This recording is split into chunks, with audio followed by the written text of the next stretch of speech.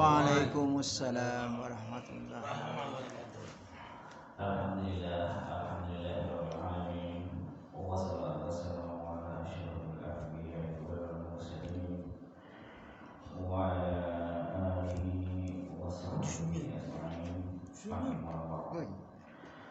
Pertama, marilah kita panjatkan segala puji dan syukur kehadirat Allah Subhanahu wa taala yang telah memberikan kepada kita semua bentuk nikmat, terutama nikmat iman, nikmat Islam, serta nikmat sehat walafiat, sehingga sampai pada ini kita masih diberikan kesempatan yaitu menjadi masalah subuh secara berjamaah, dan insya Allah akan kita menjadikan kajian tersebut.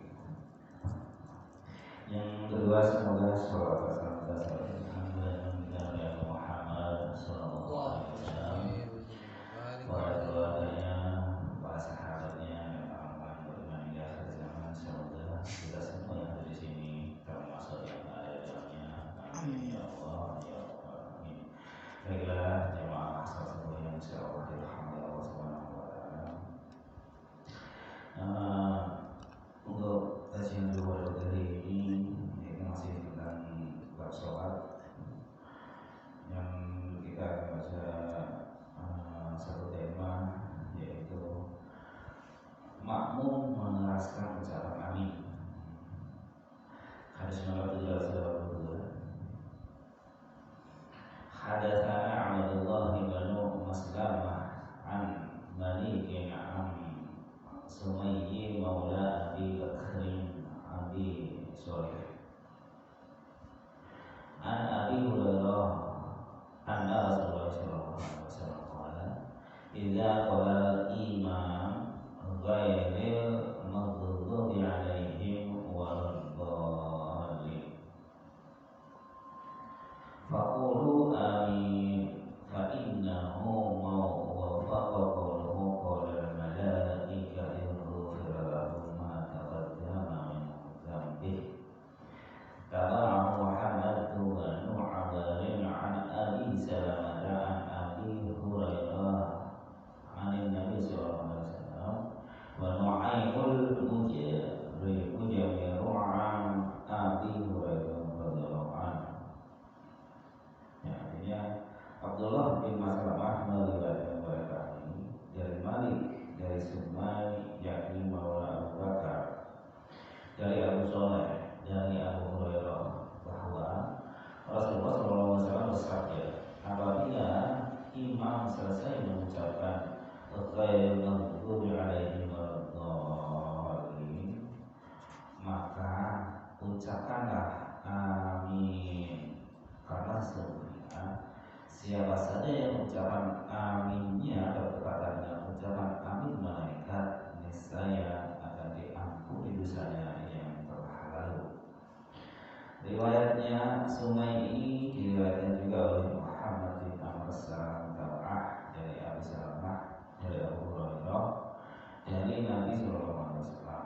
Demikian juga oleh Nu'aim al-Muzamir dari Abu Hurairah radhiyallahu anhu. Hadis nomor 782 ini juga tercantum pada hadis nomor 4475.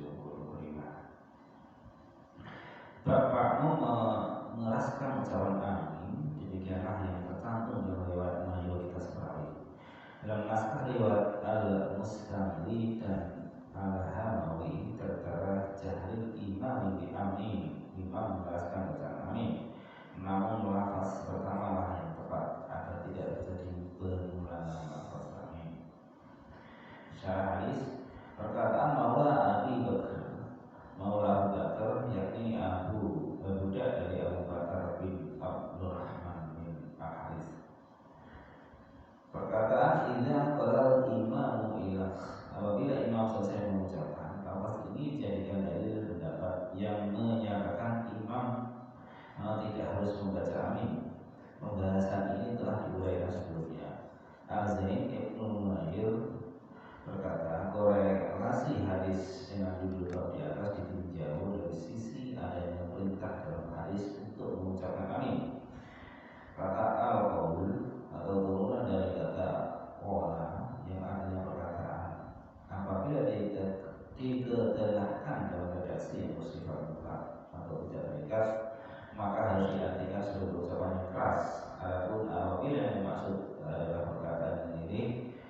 ucapan yang dalam hati, maka ia harus diganti dengan kata seperti itu. Ibnu Qasim berkata, korelasinya bisa disimpulkan dari beberapa sisi berikut. Yang pertama, Nabi SAW berkata, "Idza qala imam faqulu," apabila imam selesai mengucapkan, maka ucapkanlah.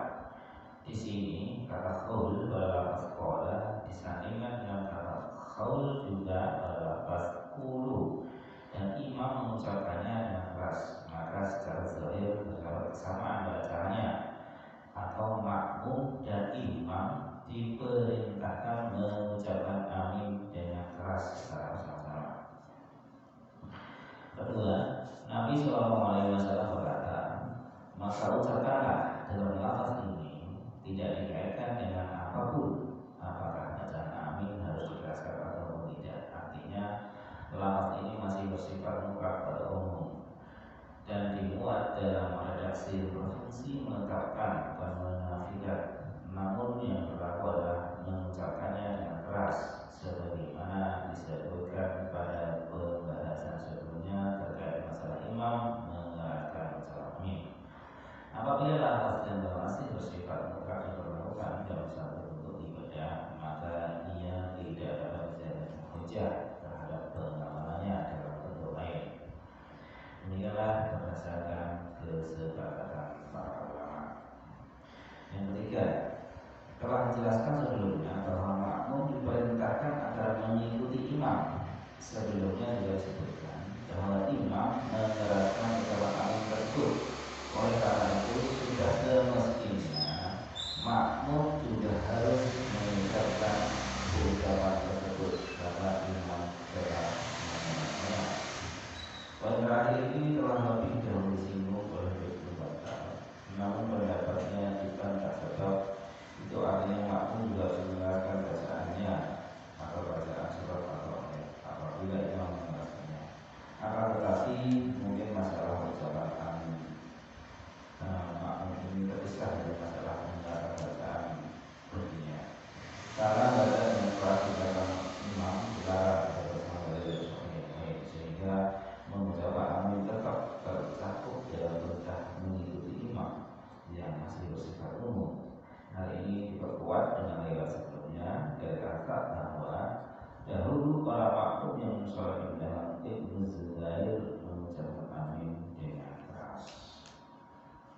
Al-Baihaqi meriwayatkan dari jalur lain dari Atta dan dia berkata, ada waktu mi'ataini min ashabi Rasulillah sallallahu alaihi wasallam fi hadzal masjid idza qala al-imam wala dhalin sami'tu lahum rajatan bi amin. Aku telah bertemu dengan 200 orang sahabat Rasulullah SAW di masjid ini. Apabila imam mengucapkan dhalin, maka aku mendengar keburuh suara mereka mengucapkan amin. Pendapat bahwa makmum harus mengeraskan ucapan amin diberikan oleh Imam Syafi'i dalam pendapat beliau yang lama, yaitu atau Khaul Qadim, dan itulah fatwa yang beliau keluarkan. Ar-Rafi'i berkata, mayoritas ulama mazhab Syafi'i dalam masalah ini terbagi menjadi dua pendapat. Yang paling sahih adalah pendapat yang menyatakan makmum juga harus mengeraskan ucapan amin.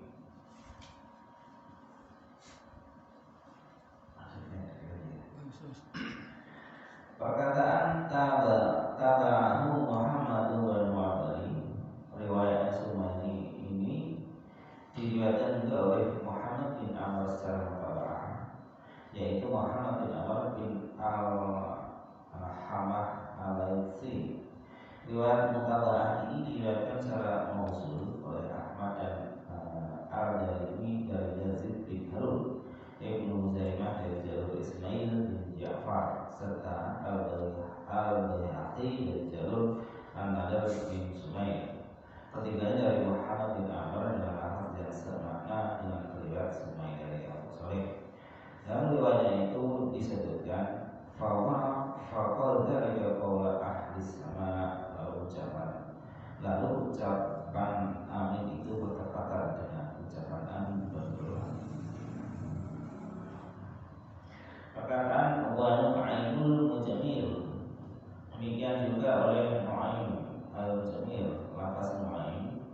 ibadah secara marfu karena diatofkan kepada lafaz Muhammad bin Amr, Muhammad bin Amr. Al-Harmani mengeluarkan pengetahuan aneh. Ia berkata kesimpulannya Malik meriwayatkan hadis ini dari ketiga perawi itu, Sukmai, Muhammad bin Amr dan Nu'aim. Namun yang pertama atau Sukmai dan yang kedua Muhammad bin Amr meriwayatkannya dari Abu Hurairah radhiyallahu anhu melalui perantara perawi lain. Sedangkan Nu'aim meriwayatkannya tanpa perantara. Ini adalah penegasan dari Malik yang tidak didukung oleh redaksi sanadnya. Malik sama sekali tidak pernah meriwayatkan melalui jalur Nu'aim dan jalur Muhammad bin Amr. Kami telah menyebutkan siapa yang meriwayatkan secara mausul dari jalur Muhammad. Adapun jalur Nu'aim telah diriwayatkan oleh An-Nasai, Ibnu Huzaimah, As-Salas, Ibnu Hibban dan yang lainnya dari jalur Sa'id bin Abi Hilal dan Nu'aim al-Mujamir. Ia berkata, aku pernah sholat di belakang Abu Hurairah. Ketika itu ia membaca Bismillahirrahmanirrahim, kemudian membaca Ummul Quran, yaitu surat Al-Fatihah, hingga sampai pada ayat Waladhdallin, lalu beliau mengucapkan amin dan orang-orang juga mengucapkan amin. Beliau membaca Allahu Akbar ketika setiap bersujud. Dan apabila balik dari duduk dan sahur pada rakaat kedua, beliau membaca Allahu Akbar. Setelah salam beliau berkata, demi Allah yang jiwaku berada di tangannya, sesungguhnya aku adalah orang paling penting suratnya di antara kalian dengan surat Rasul sallallahu alaihi wasallam. An-Nasai mencantumkan hadis ini pada bab yang berjudul mengeraskan bacaan Bismillahirrahmanirrahim, dan ini adalah riwayat tersahih berkenaan dengan masalah tersebut. Tujuan tasih An-Nasai dengan hadis ini dibantah karena terdapat kemungkinan bahwa yang dimaksud Abu Hurairah dengan perkataannya, aku adalah orang yang paling mirip sholat dengan sholat di antara kalian, yaitu dalam mayoritas sholat, bukan kemiripan pada seluruh bagiannya. Sejumlah ulama selain Nu'aim telah meriwayatkan dari Abu Hurairah radhiyallahu anhu tanpa menyebutkan lafaz basmalah atau Bismillahirrahmanirrahim sebagaimana akan di situ. Jawaban Nu'aim adalah perawi thiqah, maka lafaz tambahan yang berasal darinya dapat diterima. Dan maksud hadis ini sangat jelas, mencakup seluruh bagian daripada sholat. Karena itulah harus diartikan sebagaimana kandungan maknanya yang bersifat umum hingga terbukti ada dalilnya yang khusus padanya.